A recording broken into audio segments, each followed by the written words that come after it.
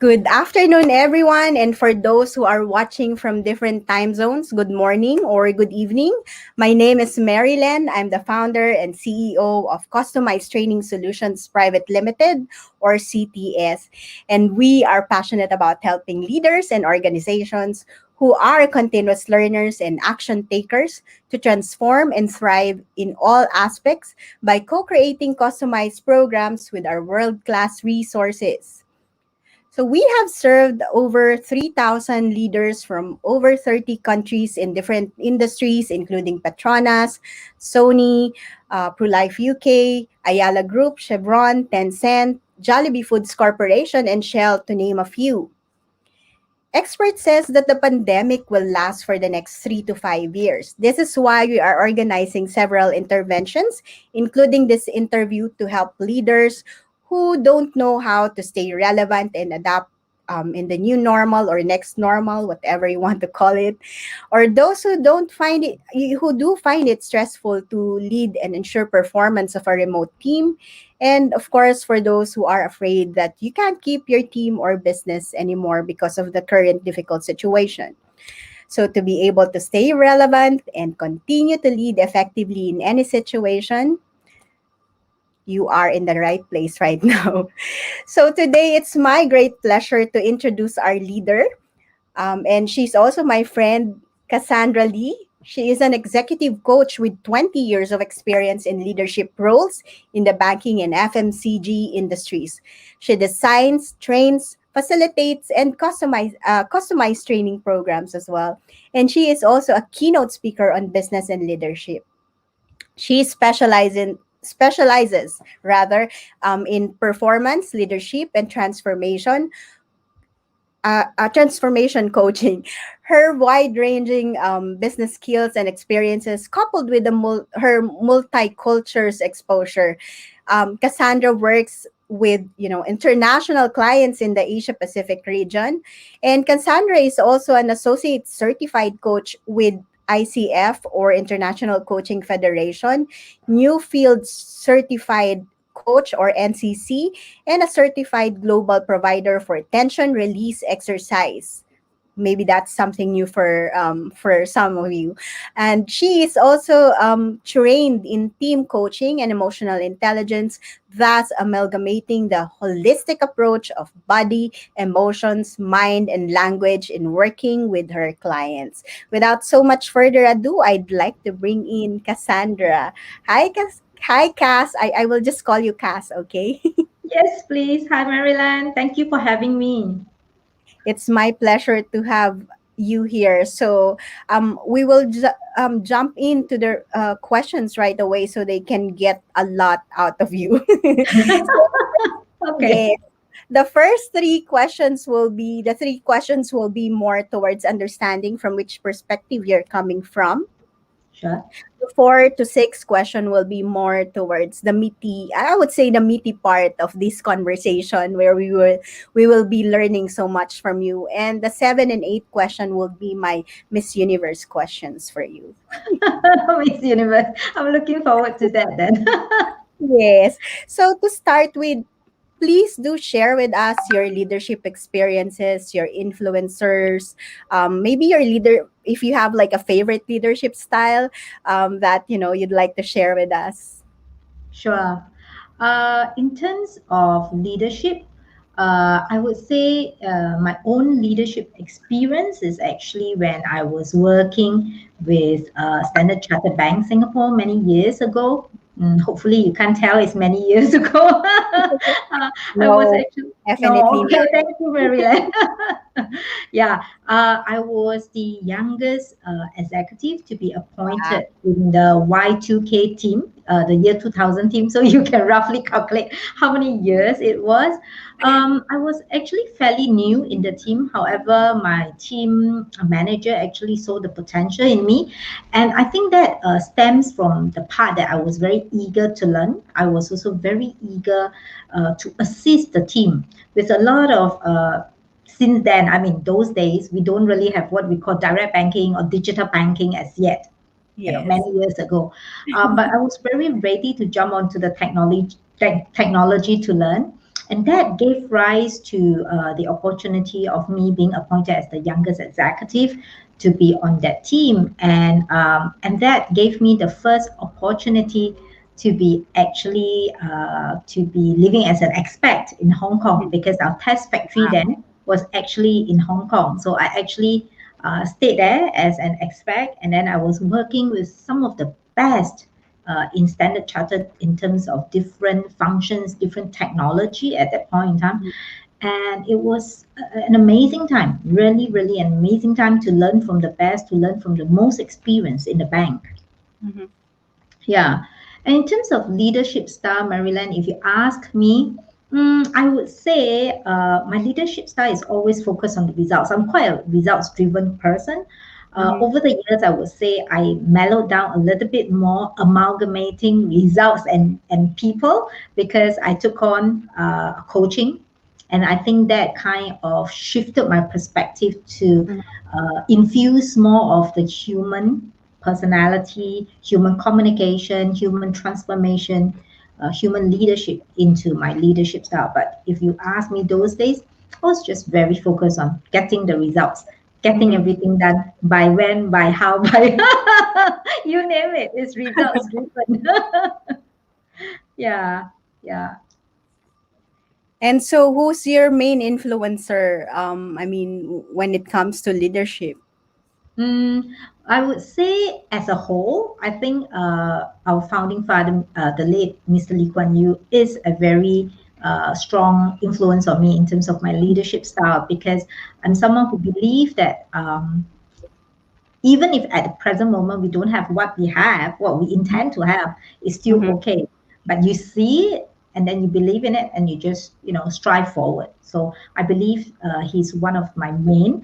But I would feel that right now the world is changing very fast, and with things evolving, I'm always learning about new leadership, about even in non-leadership role. I would say, even like I'm learning from my children. I'm learning from my Mhm. boys how they stand Mhm. up, how they actually believe that this is something I want to do. I'm also learning from them.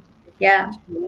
True. Thank you so much for sharing with us your experience. And I think to summarize, the best way to summarize it is, to share who's your influencer and that you're, continuously learning and evolving as well. And, we're very lucky to have you here on the interview because, I mean, you've started early with your leadership and you've even worked in different countries. And again, like what you've shared, you are still learning, and that's really um how a leader should be, right? Continuous learning and evolving, and even learning from anyone, and at any time, at anywhere as possible, as possible, right? I mean, you've shared that you're also learning from your children, and like as a mom as well, that's really something that we realized, like we never thought of that before we became a mother, right? And yet absolutely. we're learning from them, right? So having said that, what is leadership for you?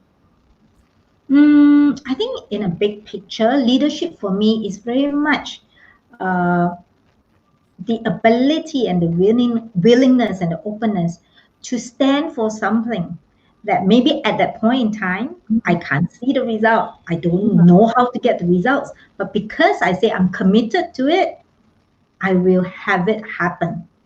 And in the process of it, I will enroll others to have the same vision as me, Mhm. and to be willing to strive towards what we are committed to commit. So Mhm. that to me is very much leadership in a big picture, Marilyn. And how about the small picture? Bring us through. I mean, I understand what you mean, that I would say, like, from what you've shared, it's mainly a lot to do with vision, hope, and commitment. If I were to summarize this in three words, that's what you've shared just now, and you were saying that's the big picture. But is there like anything more that you'd share why this is actually how you define leadership? How I define leadership. I think the only best way I can say is by personal experience. I guess Mm-hmm. in a smaller picture, if you ask me, Maryland, is that there are many more things involved in the process, mainly actions, mainly as a leader, right? Other than moving along, we have to sometimes turn our head behind and see whether those people whom they say they are willing to commit with us to get those results or whatever we say we are committed to are still following. So that in the smaller picture is one of those things that I feel leaders sometimes must constantly, especially now, right? In a time Mm-hmm. like now, whereby there's constant changes, things are moving in many different ways within 1 minute. It's very important to keep track of where our teams are or where are our company in terms of the different departments or different functions, whether we are all still committed to the same thing. And if not, in that leadership role, what do we do? How do we do to ensure that every one of us are now being herding into the same direction again, Mm-hmm. despite whatever we are facing? So that is a smaller cut of leadership, I think. Thank you for bringing us through to that smaller cut of the big picture. And so that because right now we've been hearing a lot about new normal, next normal, and a lot of leaders has been challenged recently because of this, the changes, and that's the reason why you've made mention that you have to be evolving all the time, right? Because of these changes that we're experiencing as well. So in your perspective, how would you define or describe the next normal? To be honest, Marilyn, I think the new normal, the next normal, I don't think anyone have a very fixed idea of what is it like it because things are still changing. While Mhm, we all think we are out of the next wave comes along and sweep us out again. So mhm, I would say at this point in time, the next normal would be mhm, something whereby all of us would have to embrace mhm, constant change, agility. That is something I think we have to, right? Human in a whole, I mean, as a whole, doesn't like a lot of constant changes. But I think mhm, what is upon us right now really pushes us to be able to in a way must embrace something that we might not mhm, be very comfortable with. So the new normal is really to embrace change and to stay agile. mhm. Thank Yeah, you that for sharing that. I thought you actually have like a magic ball in front of you for I wish I sharing do. that with us. I wish I do a magic ball. You know, Marilyn, if I have a magic ball, I won't be sitting here. I'll be sitting somewhere else in a big white office, maybe. Yeah, yeah. So again, I agree with you on what you've said that, I mean, after all, change is always constant, right? But how we actually become more adaptive and agile about it, it's another thing. And you made mention a lot of times about results, and I can see that you're very like on that part. You're very masculine in terms of result. So these are like Yes. top level people, I would say, in this kind of conversation where you've shared with us. But I mean, you've worked with a lot of corporate personnel, leaders, corporate leaders, and you were a corporate leader yourself, in the past. So from that experience of yours, and still continue working with corporate leaders, what would you say would be the top three problem that they normally face? Mm. I would say, Marilyn, for now, like right now, as we are in the presence of 2021, where Mhm, COVID has been upon us for more than 1 year now, the mhm, top three challenges I would define as something that is quite different than before when I was coaching with companies in 2019 or even the early 2020. One mhm, of the top challenges, if you ask me, is mhm, um, the lack of psychological safety in corporates.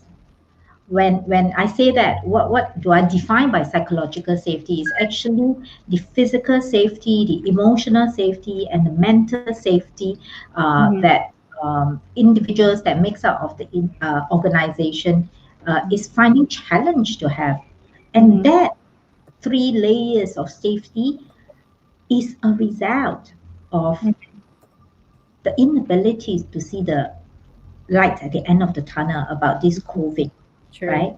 And for many, it's also um, the constant changes that's happening within the organization, the constant changes that is happening in our living conditions, like working from home, the Mhm. environment is changing, right? Children are doing home-based learning more. So how do we actually all live together in a household, not just living this time around, but working and studying, Mhm. and yet to be able to produce the result that our bosses and the teachers or people are having. So within, if you can imagine, the physical ability to expand and the physical ability to live has actually suddenly Shrink. constrained. Constraint. Constrained. And for a lot of leaders that I work with, they used to travel like 3 weeks out of 4 weeks for their business, for their jobs. Wow. And now they can't travel anywhere and they have to be at home creating the same results, leading their teams to create the same results. With all this,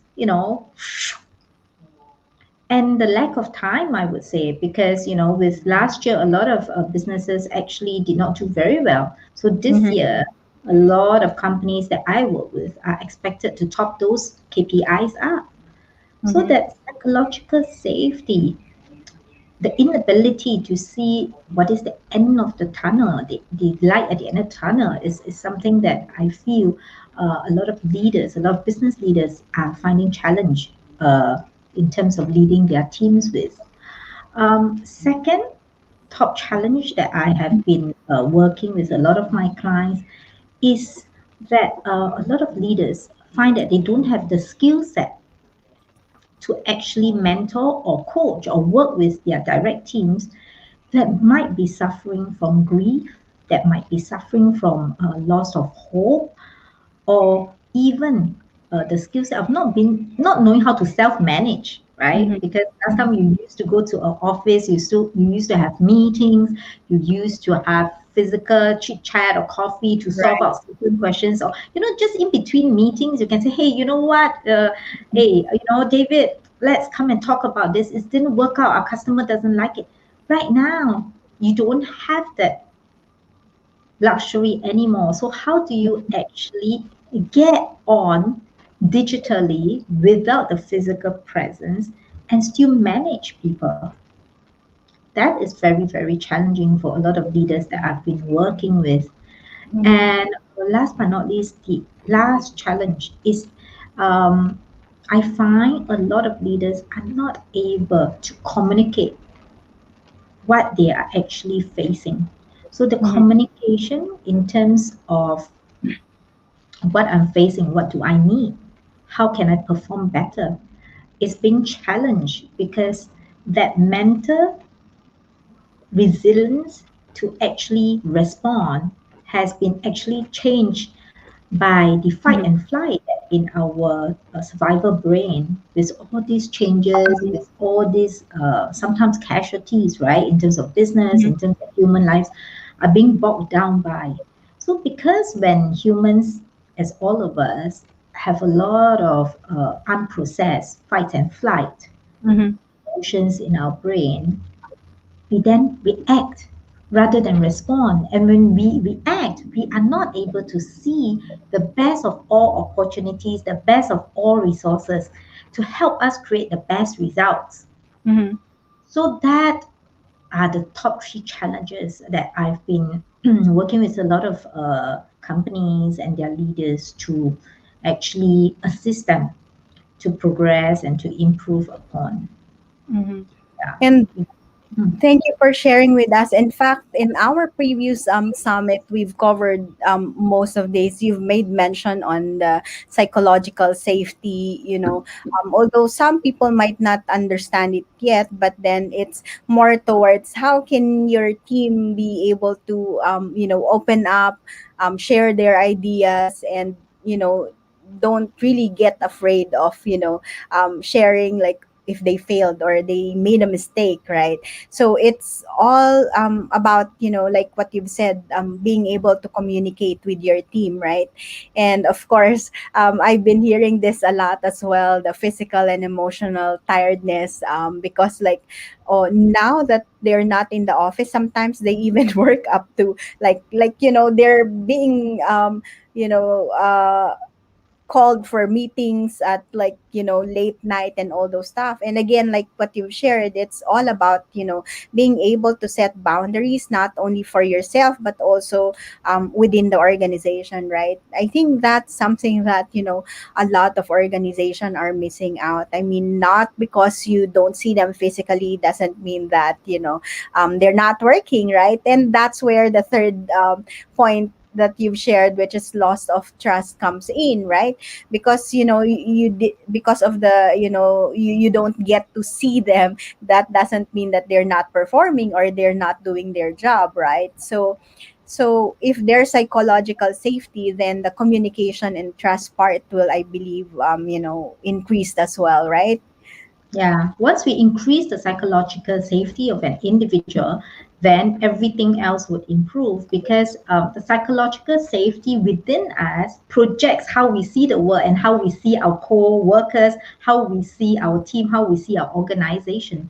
So once that is being improved, then everything else will improve. And this is actually very much reflected in the results that I've been working with some teams. So some of the teams that I've been working with are organizations best performing team, and because of what has happened, their performance actually was not as ideal as before. And I was asked in to actually work with them, and the first thing I was telling the business leaders is we don't do anything till we are able to increase their psychological safety. And like Right. you say, right, Marilyn, a lot of some business leaders or some companies doesn't even understand the term psychological safety, but Exactly. yeah, but yeah, it is so important to know about it and know how it has impacted our employees and Mhm. what a tiny shift in that psychological safety can do in terms of bringing the results and up the KPIs for our people. Right, right. And having said that, I mean, we've identified what are the top problems for most leaders. And so let's offer a few solutions to them, right? So what, so that they won't, be left hanging. So having said all this, what are the important leadership capabilities and skills that, must have in this next normal to be to be able to continue to lead effectively? Hmm. I think one of the very important skill is the ability to build mental resilience, Marilyn, Mm-hmm. because with changes, with changes is definitely one of the things we have to embrace, and I can't even say enough times of how many times of changes we will have, right? Because in building mental resilience, it's like a muscle, it's like a physical Yes. muscle. This in this case is a mental muscles that allows you to see what are the available resources Mm-hmm. that is presently in front of you or not even presently in front of you, and to be able to access to those resources and Mm-hmm. create what your companies requires of you. That Mm-hmm. in itself is very, very important. Mm-hmm. The second skill I would say is the ability to improve our communication over different mediums. Like I previously said, we used to be able to hang out, we can tap on someone's shoulders and say, you know what, you shouldn't be feeling this way, right? I think that the situation will feel better, but right now you can't even stretch out your hand and touch somebody and say, hey, you're going to feel better. You can't do that. So, how do we actually effectively communicate Mm-hmm. over different digital mediums and still be able to share our concern, to talk about the things that is of importance to us, and have the recipient hear us with the same tone of concern, with the same tone of priority, and allow them to take the actions to make the changes so that we are able to be on the same page, on the same line, moving towards the same direction as a team, as an organization, and even with our customers, right? So those are the top skills I would say that is crucially important for us to undertake and for us to build for this time forward. Thank you for sharing that. And it's really important that, leaders would also understand that, like what you've said, it's like building muscles. You can't build muscle in one day. I mean, it takes an effort, it takes time, and it takes, work to be able to get to that, resilience, whether it's mental resilience or even in your wealth, right? And yeah, so I mean, it really takes works, and even if you really wanted to get result, you have to be continuously learning, you have to be evolving, you have to be continuously improving as well, right? To summarize it, but yeah, to if I have to use one word, you have to work and learn. I mean, if one word, then you have to work, right? Work for it. Yeah, because now as you can see, Maryland, the content we can get. I mean, right? You have the access to the internet. You type on Mr. Google, you can get a lot of content or knowledge. True. Mm-hmm. But what a lot of people don't understand is the context, right? Mm-hmm. Because the contexts are always evolving, and then sometimes the context right in front of your eyes, is not the context they are actually working with. It's in between the lines. It's in between what we call Exactly. the metrics, right? We are And living in the matrix right now. yeah, and that's where customization is important as well. And it requires several interventions as well. I mean, like, okay, this interview is one thing, of course, but there are webinars, there are master classes, but from us experimenting a lot recently, so we do summits, we do masterminds, we do master classes, because all of these activities actually integrates, like what you've said, there has to be also like some sort of alignment with what is relevant to the organization, right? And setting the context, as you say earlier as well, because without that, like, okay, yeah, it's easy to look for all these topics, but how would they know how they can make use of or implement of those knowledge that they have, right? Exactly, exactly. I would say, being in L&D for quite many years now, Marilyn, I would just say last time we can slack because the environment that is not as vibrant, doesn't change as much, meaning the context is not as vibrant and dynamic. Right Mm-hmm. now, some of the programs I'm drawing is really keeping me on my toes. It's almost Right. like, last week that I work with my clients on certain things, I need to customize it so that this week when I work with them, it's based on last week and not last month or last year. Why? Exactly. Because it's so rapidly evolving. It's so dynamic. So I would say sometimes I tell my clients, "You're keeping me working very hard for whatever you have paid me because it's so dynamic." True, true. And nowadays, with, the next normal as we defined it earlier, you know, the only constant is change. And it's fast. It's happening so fast right now. What's working in the previous months may not be working now, right?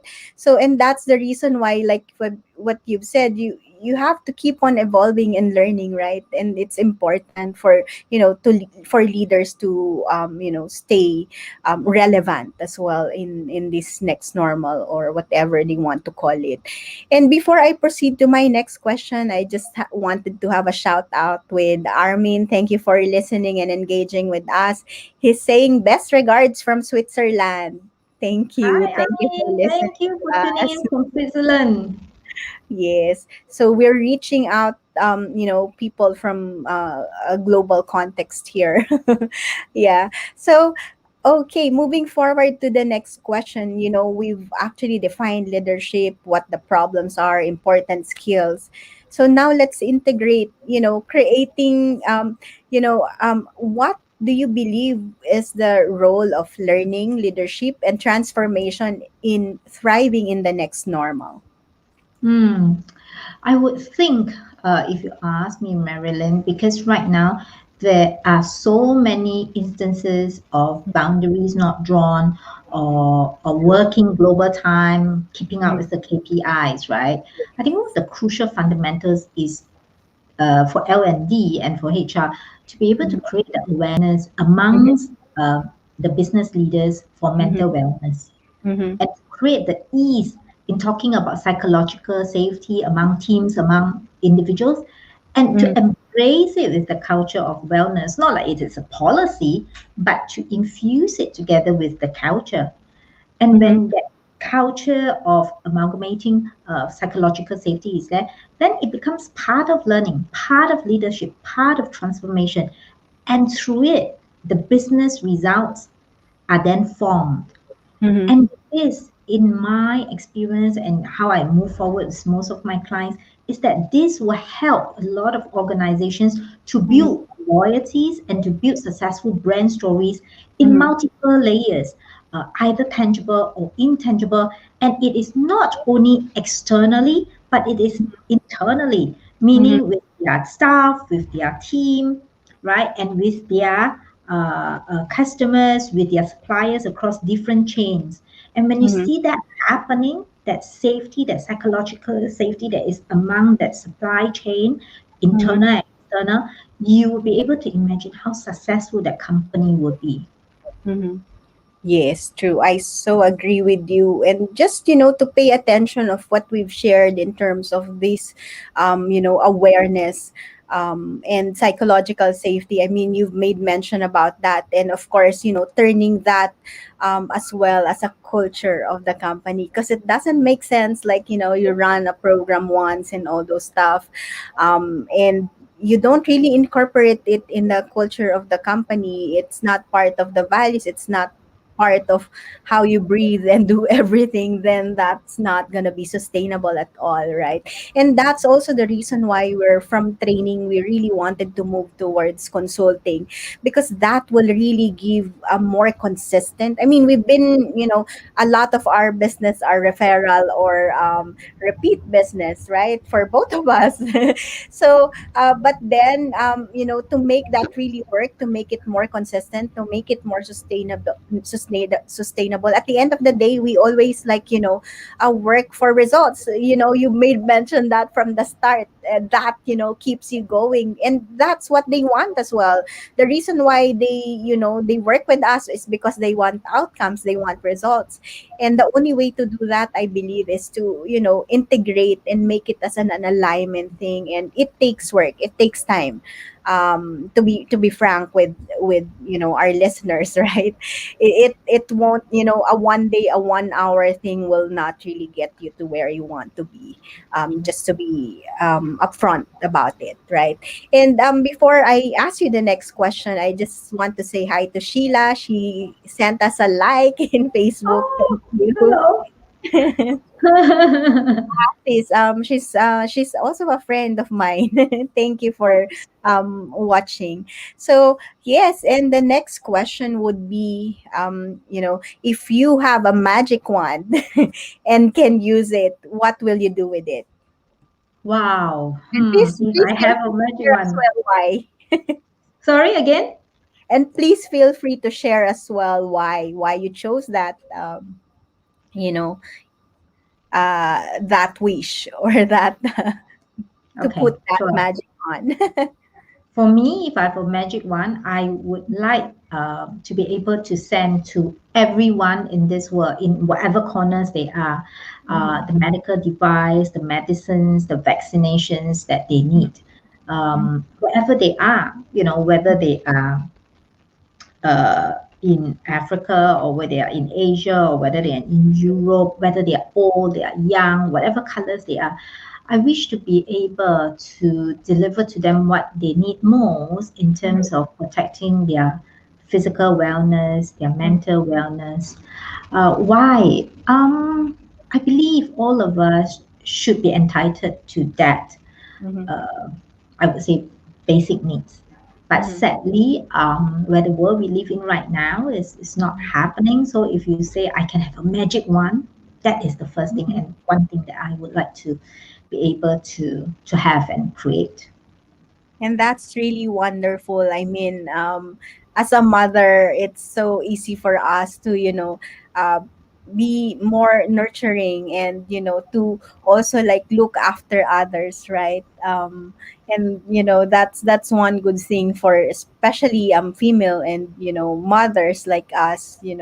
I would say it's not that male are not doing that, but then I mean it's quite natural and open to us that we also worry on these things even we're not affected. I mean, we are in Singapore where the healthcare system is so I would say so excellent and amazing, right? So but then we also wanted the same for others, right? And again, like with what you do from your awareness trainings, as well as in in the programs that you create, even though it's not in any way related to medical device or medicines, it definitely has some ways that you get to help others to heal, especially the TRE that you also do, right? It helps others to be healed even without your magic wand yet. Yes, yeah, yeah. I Who knows, think one of the best thing is to be able to be in training and coaching in the transformation work.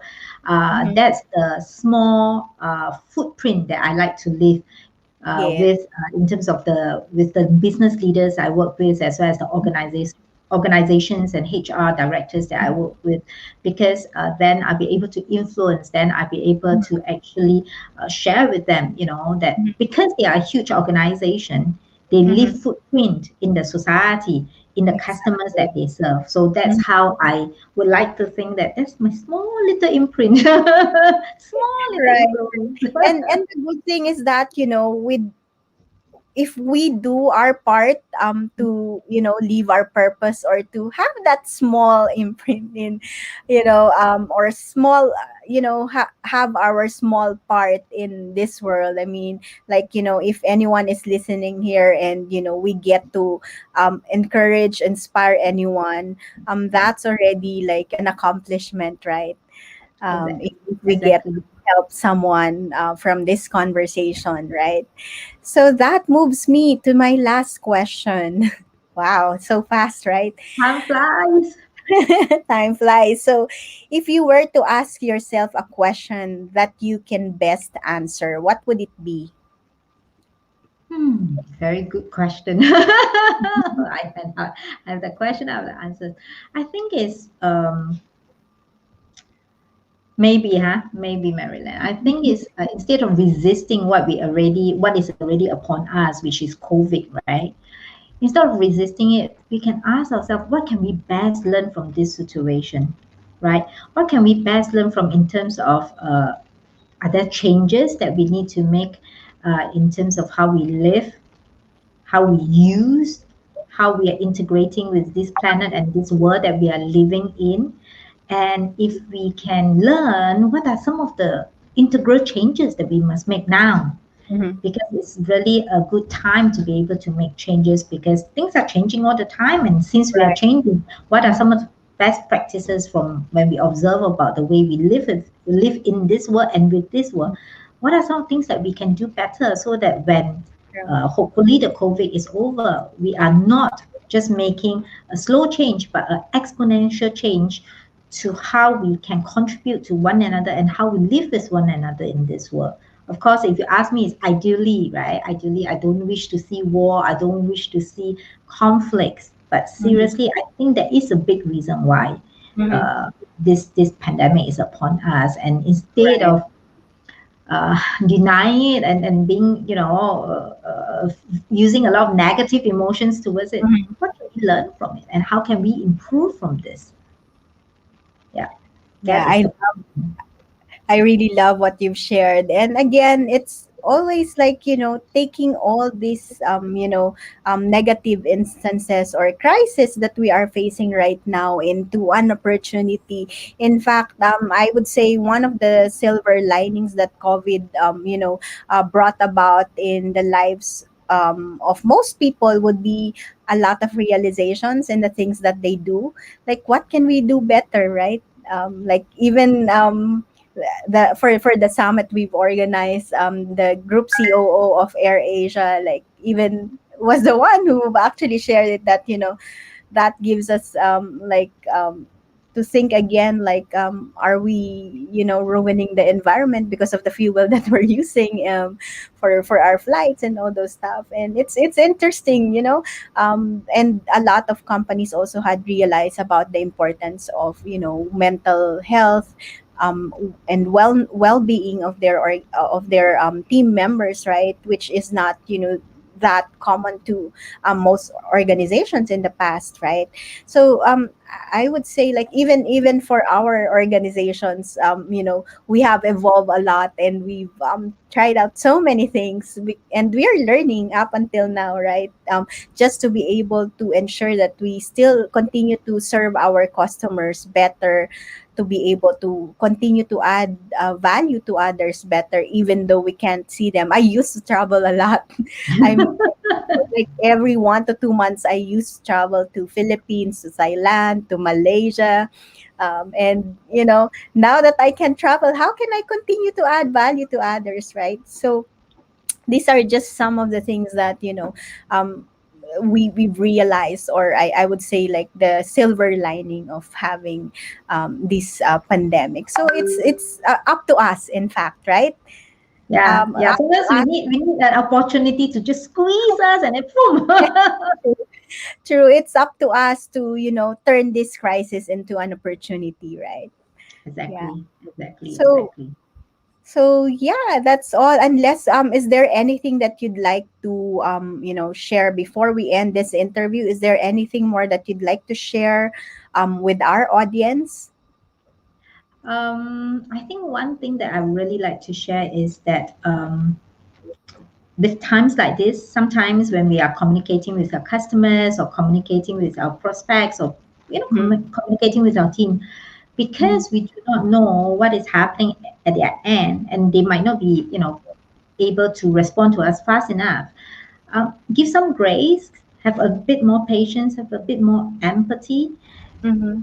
because we have been living in such a fast moving world, especially in Singapore, Maryland, right? Everything is very fast. Mm-hmm. But yet, with this current situation of uncertainty and things that's happening so fast in so many different angles and areas of our life, Mm-hmm. sometimes we really cannot interpret or cannot imagine what is happening to someone else, or even in their families. So Mm-hmm. have a bit more grace, have a bit more patience, have a bit more empathy towards everybody that we are working with or we are interacting with, and I think that will make this world a much better place. So that's the last thing I would like to share with our audience here. That's really beautiful. Thank you so much. And I really appreciate, I would say, to summarize it, this would be a very loving, empathic, and nurturing discussion with you. That's short for Len. That's my nickname. And I Thank thank you you. for that. And of course, thank you to everyone who's watching us, or those, especially those who engage with us and like our video. And do join us in this journey to fight the pandemic that caused a lot of challenges, and let's turn it into opportunity. I mean, we can make this world a better place to live in if we just all take our part to Exactly. it. So do remember to invest in yourself, because even the richest investors in the world would say that investing in yourself is the best investment you can ever make in your life. So with that, we would like to also leave you with this quote from Dolly Parton, that if your actions create a legacy that inspires others to dream more, to learn more, do more, and become more, then you are an excellent leader. Thank you, Cass, and thank you, everyone. Bye Thank for you. now. Thank you, Marilyn. Thanks.